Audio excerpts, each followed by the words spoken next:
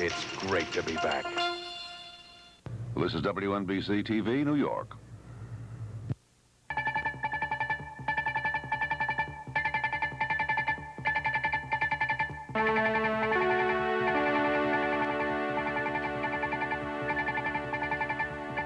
News Center 4 at 11 with special election coverage. Brought to you by Citibank and by Amoco.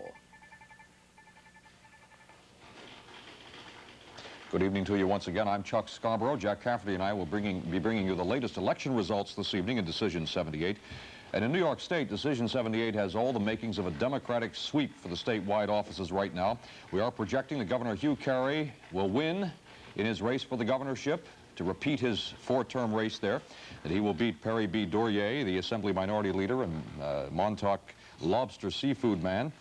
And right now in the statewide returns, as we take a look at the boards, we can see that Governor Carey has a substantial lead with 25% of the precincts reporting. Our projected winner, the incumbent, with 56% of the vote, a little better than 600,000. Perry Dorier, 44% of the vote right now. A clear lead for Governor Hugh Carey, who once again is our projected winner. Now let's take a look at this citywide. Remember the numbers. You can see the predominance of voting right now is from the city.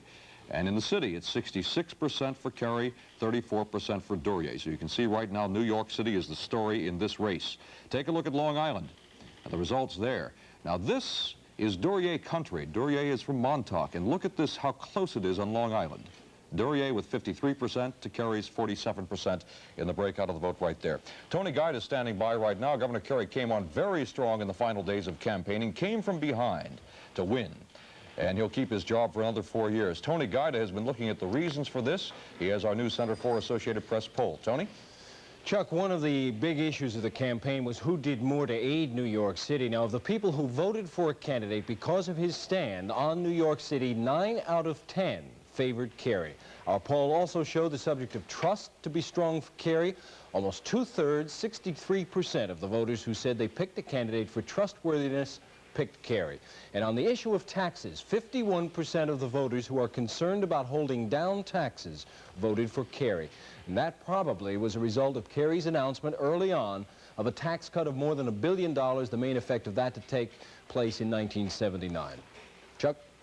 All right, Tony, thank you very much. One thing about Governor Carey is that he does come from behind. Carl Stokes is here right now. And Carl, Hugh Carey in 1974, if you'll recall back then, came from behind in the primary to beat Howard Samuels, came from behind to beat Malcolm Wilson in the general election. He came from behind to defeat his own lieutenant governor this time around in the primary, the first primary an incumbent's ever faced. Then he came from behind and fooled the polls to win again this evening. Why does Hugh Carey keep coming from behind to win? Because they're two separate situations. One is when he came behind as a candidate, another one now as an incumbent. As an incumbent, he began with a kind of... Carl, excuse me, yes. Microphone. Would that help if it I had help. the microphone? Okay. I had to take it off while the camera moved. As a candidate, he had the advantage of just running with certain party support. But as an incumbent, he had the anti-position that you remember Rockefeller used to run with a great number of times. In this come behind this year, though, he was blessed with the kind of candidates who ran against him. In politics, we used to say you can't beat somebody with nobody. And unfortunately, for these candidates, many people did not regard Marianne Krupsek as a viable person against the governor. She helped him to rehabilitate herself. Then when the against Dorier wasn't able to even carry in a great manner his home base on Long Island. So in a sense, the primary challenge really benefited Governor Carey. It certainly did benefit him. Thank you, Carl. We have another projected winner for you in the race for Attorney General of New York State. This opened up because Louis Lefkowitz, who has been one of the greatest vote-getters New York's ever had, decided to retire after 22 years in office. And we have Bronx Borough President Robert Abrams, our projected winner. Abrams is an incredible vote-getter himself. He almost beat Lefkowitz last time around. This time around, as you can see, with 25% of the precincts reporting, Robert Abrams is beating Michael Roth 60% to 40% and is our projected winner. In the controller's race right now, it's a little bit closer than that. We aren't able to project a winner. But again, the Democratic candidate is ahead, and this is the fourth statewide office that we see a Democrat ahead. 25% of the precincts reporting. Harrison Golden, the New York City controller, the only survivor of the city fiscal crisis, who was elected overwhelmingly last time around a year ago, is ahead in this race, as you can see. I didn't quite see the percentages there. What were they again? Golden about 54%, 56 to 44, was it? Okay, very fine. In the 18th Congressional District, we'll take a look at the results right there. This has been a race of millionaires indeed. This is perhaps the most expensive race in the country. We reckon that the two candidates here, Burden and Green, have spent over $1 million on 100,000 voters, which is $10 a voter in this campaign, and look what it's gotten them, a dead heat with 4% of the precincts reporting. This one will certainly bear watching. This was a seat that was Ed Koch's seat. He abandoned that to become mayor, and this was the seat that saw S. William Green defeat Bella Abzug 8 months ago. So Green is the incumbent there, the Republican, but he is at this point in a dead heat. In the 23rd Congressional District, we have a projected winner. Right now, Peter Pizer, who once was a Republican, is now going to represent that district as a Democrat. 11% of the precincts reporting. Pizer, 57%. Angelo Martinelli, former mayor of Yonkers, 43%. And an interesting note in the 41st Assembly District in central Brooklyn, parts of Flatbush, and in Crown Heights, we are told by our reporter Robert Potts that Stanley Steingut has conceded defeat after a quarter century in office. A very strange race, and we'll have more on that for you later. Right now, these messages.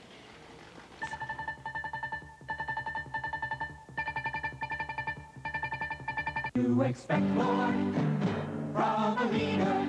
You expect innovative ideas from Amoco. We were a leader in developing lead-free gasoline, the first major brand with 2 grades of lead-free, the first with premium lead-free. Amoco Premium Lead-Free, proven by experience to help stop engine run-on, to burn smoother and help stop knock, and even improve mileage because you don't have to change the timing to prevent knock. Amoco Premium Lead-Free. Don't you deserve interest on your checking account? Aren't you fed up with banks using your money and giving you nothing in return? Well, those days are over. Now Citibank can give interest on checking. It's 5% checking. 24-hour banking gets better. So get out, go to the window and shout, I'm going to Citibank to get what I deserve. Interest on checking. I'm going to Citibank to get what I deserve. Interest on checking! Interest on checking! Interest on checking! I'm going to Citibank to get what I deserve! Interest on checking! On American Airlines, you get what you pay for. As a full-fare passenger, only you can select a seat when you make your reservation. You can select seats for your whole trip, including connections and your flight back home. And you can get all your boarding passes at once to avoid all those lines. On American, you finally get the full-fare treatment you deserve. You get what you pay for. We're American Airlines, doing what we do best. We buy the big guy's typewriters, but you wanted Wang's word processor. Okay, David, let's see your giant killer tackle this giant report. Yes, sir. With the Wang word processor, your secretary can store 4,000 pages, then retrieve, correct, rearrange, and retype them faster than ever. Sir, your giant report, thanks to Wang. Wang! They are giant killers! In New Jersey, former New York Knicks basketball star Bill Bradley is on his way to Washington to take a seat in the United States Senate, a seat that used to be occupied by Senator Cliff Case. Bradley defeated the Republican challenger Jeffrey Bell this evening. Both of them never been elected to office before. Bell staged basically a one-issue campaign, that issue being a massive tax cut, and it was not enough. As you can see, with 36% of the precincts reporting, Bradley is the projected winner in that race, getting 54% of the vote to Bell's 46%. So it is yet another in a long string of victories for Bill Bradley. Here are 2 reports now, one from Bradley headquarters and the next one from Bell headquarters. Jeff Bell ran a clean campaign based on issues. He and I disagreed fundamentally, but because in 21 debates we discussed what to do about taxes and government, inflation and jobs, we participated in a real campaign, not one based on personalities or innuendo. Jeff Bell was a hard and worthy adversary, and for that, he has my respect. Given the success of our campaign in getting our message across, the verdict of the voters is clear. For the present, the electorate wants Mr. Bradley's policies rather than mine. But what has proved true... But what has proved true in 1978 may not prove true in the politics of the 1980s. All right, repeating that Bill Bradley has won the election in New Jersey. In Connecticut, Governor Ella Grasso is winning re-election tonight over the Republican challenger Ronald Saracen. And Ronald Saracen is out of a job as of this evening. He gave up a seat in Congress in Connecticut's 5th Congressional District in order to run against the incumbent governor. And she is winning quite handily, as you can see, with 62% of the precincts reporting in Connecticut. Governor Grasso is getting 58% of the vote to only 42% for Saracen. By the way, the battle to fill Saracen's seat in the 5th CD in Connecticut is quite a contest. We'll have more on that for you later. First, though, we are going to give you again 2 reports. The first one from Ella Grasso's headquarters, and then we'll have a statement from Ronald Saracen. I think we won. And I think that it was a great victory, truly. We had a wonderful turnout, and that's the expression of the confidence and the interest of the people of our state in their affairs. And I said before that we've been so honored to serve them all of these years, and it will be my pleasure in these next 4 years to renew our partnership and to get all of our work done. I just was able to get a call into Mrs. Grasso. Her phones were rather busy, and it took us a few more minutes than I expected to, and so I apologize for the delay in coming down here. I did call, obviously, to concede, to wish her well, as she... All right, by the way, Ella Grasso was the only woman nominated by one of the major parties for this election in the country this evening. Tony Guida has been looking at some of the poll information that we've been collecting all day long at selected precincts around Connecticut, and he has some thoughts on why she's rolling up a big victory tonight. Tony? Jack, our News Center for Associated Press Election Day poll shows that political newcomer Bill Bradley, we go to Jersey first, political newcomer Bill Bradley won because of party solidarity. 91% of the state's Democrats voted for Bradley, 73% of those voters who call themselves liberals. And surprisingly, 44% of the voters in New Jersey who agreed with Bell's call for a tax cut still voted for Bradley. Now, getting to Connecticut, Governor Ella Grasso fashioned her victory with 65% of the state's Italian-American voters, 60% of the women voters, and with 9 out of 10 of the 54% who gave her a job rating of good or excellent. She was also able to keep Republican Ron Saracen from making any sizable inroads into any sector of the electorate. Chuck? We'll take it here. Thank you, Tony. A couple of other notes. In New Jersey, the race for Essex County Executive and the government reorganization over there, 26-year-old Peter Shapiro is the projected winner, and High is being defeated in New Jersey. It was on the ballot as an additional form of legalized gambling. The High referendum is going down to defeat, and News Center 4 will continue right after these messages.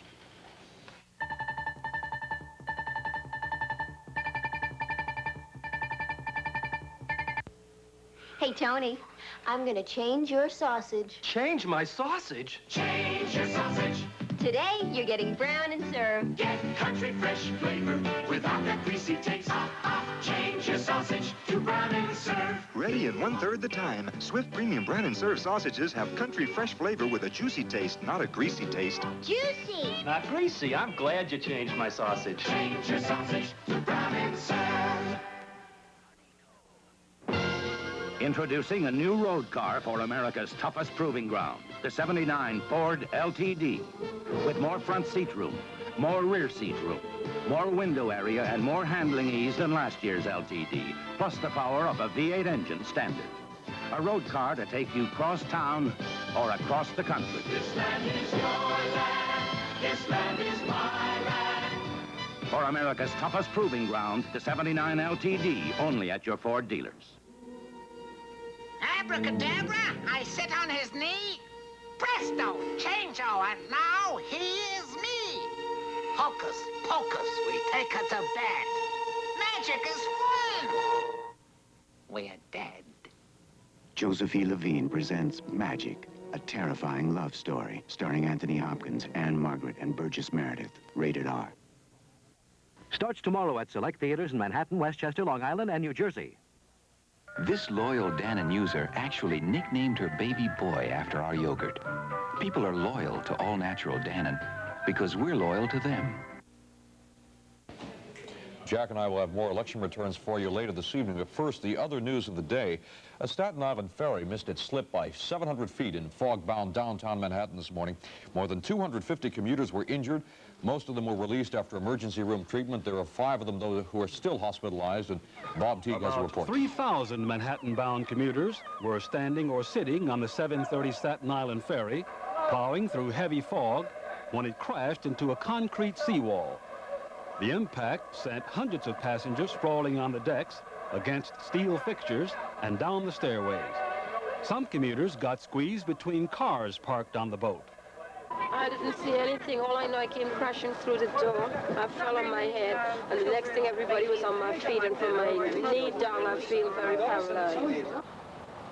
The boat hit the wall near the edge of Battery Park, about 250 yards from the ferry slip, hidden by the fog. The impact buckled the asphalt roadway in the park. The boat itself suffered heavy damage, but did not take on water. The steel deck on the bow, half an inch thick, was peeled back like the top of a sardine can.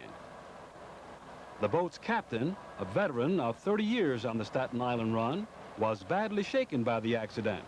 He could not explain how it happened, despite the use of radar and a compass. A lot of questions have yet to be answered as to what happened to the 730 Staten Island ferry and why. We may get some of the answers at a Coast Guard hearing set for Thursday. Bob Teague, News Center 4.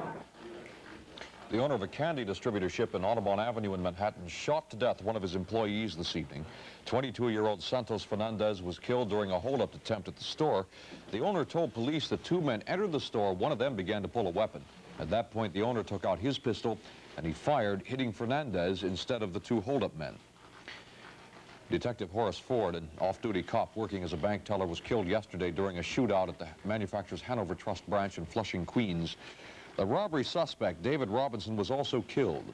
And Heather Bernard reports that detectives are searching for accomplices. Since early this morning, they've been studying photographs of the crowd taken in the bank before and during the holdup, determining who was there and why. We know through the photos in the bank that there was about 35 people present in the bank. As of this time, we have located about 10. Would be helpful to us if we could contact, or they could contact us, the other 25 people that fled. Robinson was living about a block and a half away from the bank at 142-21 Franklin Avenue. Police arrested the man they say he was staying with here, Raymond Lemoire. Lemoire was charged with violating his parole by associating with a known criminal. Information detectives received here led them to a second associate, Robert Jennings, who police arrested yesterday for possession of 3 sawed-off shotguns and 47,000 amphetamine pills, part of a shipment police say was taken from a Mount Vernon pharmaceutical company in an earlier armed robbery. Police say the dead gunmen met both Lemoire and Jennings in prison. Robinson was sent to Attica in 1973, where he served 5 of a 7-year sentence for armed robbery. Police say he had been transferred to Clinton last winter after they say he stabbed a fellow inmate. He was released 3 months later. Heather Bernard, News Center 4. And on this election day, the vote on the dollar in the stock market was one of little confidence. The dollar lost ground on European currency exchanges. Gold bullion prices jumped more than $5 an ounce. On the New York Stock Exchange, the Dow Jones Industrial Average dropped almost 15 points to 800.07.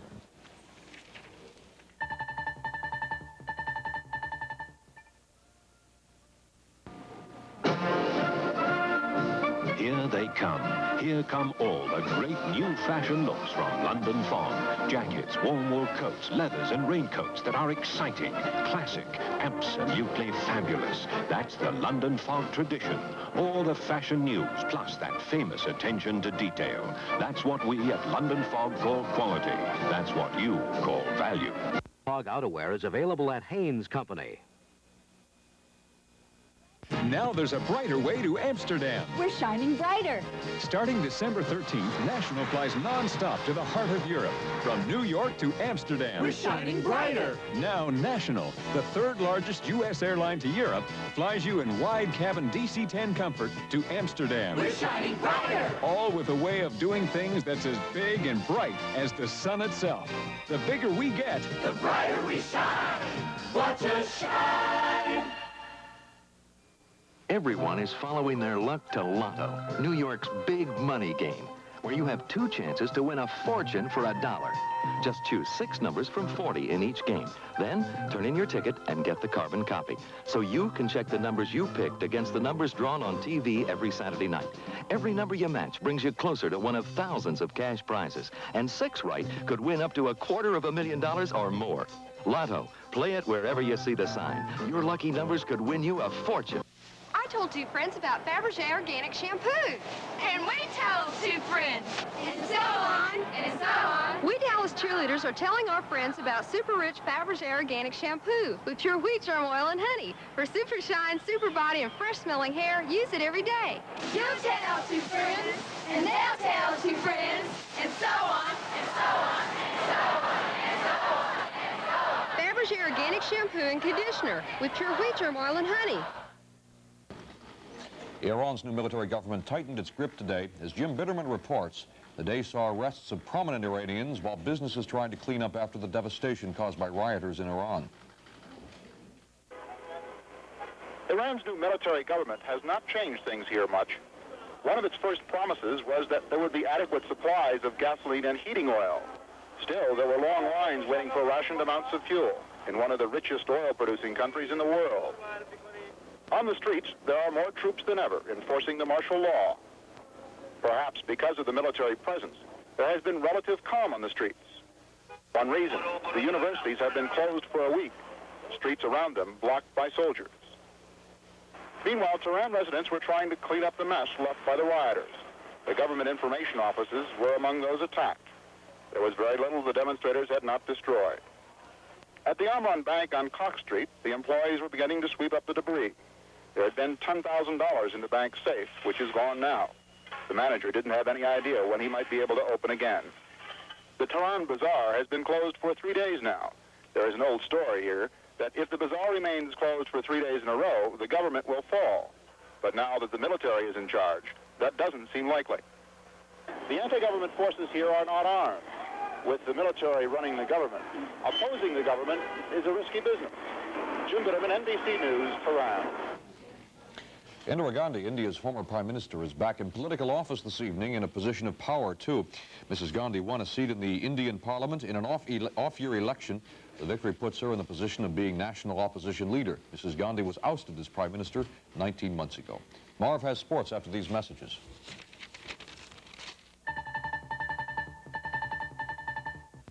It's 11 a.m. Do you know where your package is? Emery Express, the small package service that'll get it there before 11 a.m. We took Arnold honey wheatberry bread to Paris because we respect good bakers, and we wanted to see if they respect us. They were intrigued by our original recipe, made with 2 different grinds of the wheatberry, fresh honey, tart raisin juice, and never any preservatives. C'est bon. Je respecte ce boulanger américain. Honey wheatberry. It makes Arnold one of the world's most respected bakers. For over 100 years, every year has been a vintage year for Kirin beer. Kirin, the beer that's as distinctive as wine. Of the Caine Mutiny and the Winds of War has now written the ultimate World War II novel, War and Remembrance, by Herman Wouk, the most eagerly awaited bestseller of our time.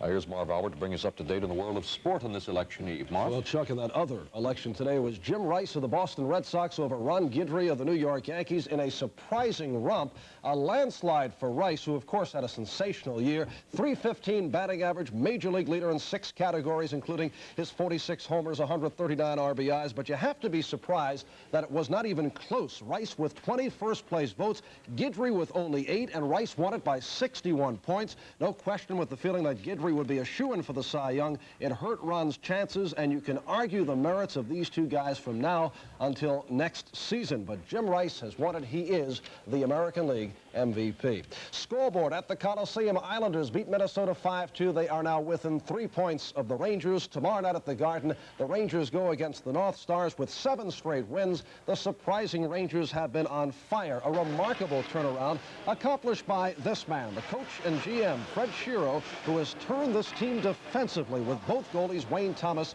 and John Davidson, excelling. I talked about the surge with Davidson. You know, it's a 60-minute game. That's one thing we've learned. Yeah, we did quit a few times last year, and we did get down if we were down a couple of goals, but I mean, LA got us down early.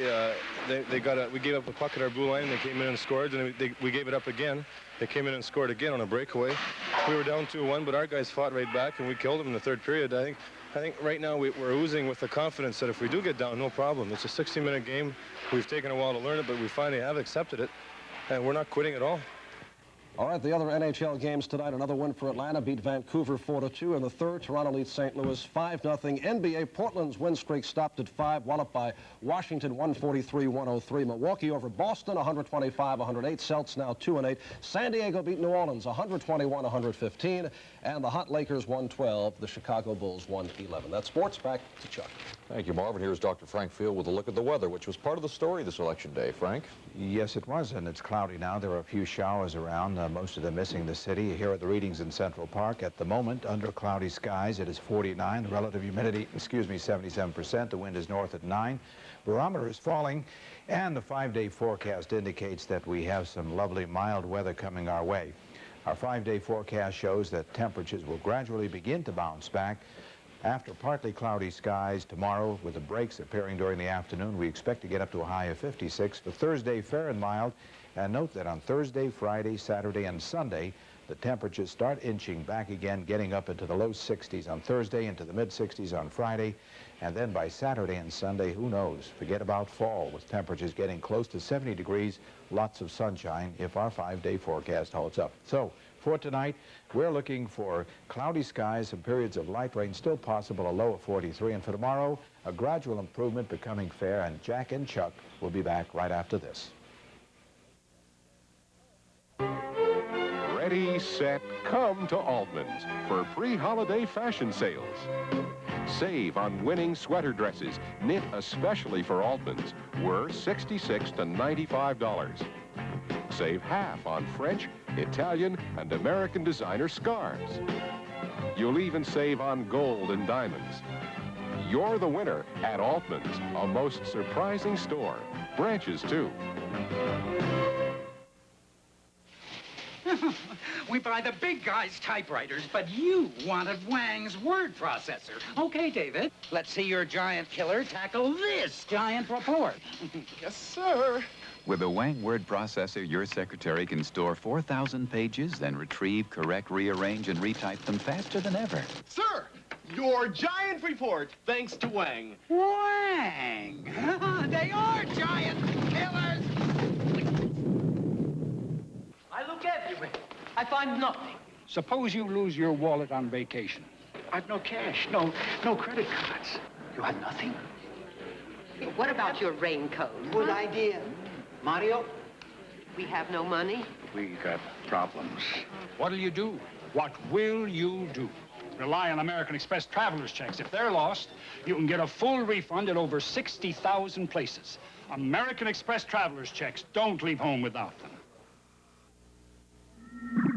Mr. Van Dyke, you're here to play touche. The object, get 4 pieces of your color in a row. But touche has a hidden force that may flip a piece to your opponent's color. So you may outwit your opponent, but can you beat the force? Touche, the unique strategy game with a hidden force that changes every game. Touche, Mr. Van Dyke, you beat the force. This time. Touche, by Gabriel. We have a very interesting development right now in the 18th Congressional District on Manhattan's East Side. Even though the vote count is very, very close at this point, within a percentage point of each other, Bill Green and Carter Burden, if we take a look at the boards real quickly, we'll look at that. You can see right now that Green is ahead by only 2%. And we haven't called a winner here, but Mr. Green has claimed victory, and Carter Burden a few moments ago explained how he lost. I think if you can point to any single factor, it was probably the endorsements of the dailies, particularly coming when they did. The three daily papers. Yeah, and I think primarily the Times coming out on Monday, right before the election. That's tough. The Times is very influential in the district, and I think based on the polling that we've been doing, I was well ahead, and you could see a shift immediately, and I think that really got the undecided vote, and that's the margin of victory. And one other note, Governor Jerry Brown has been projected winner to win re-election in California. We'll have more for you in 20 minutes.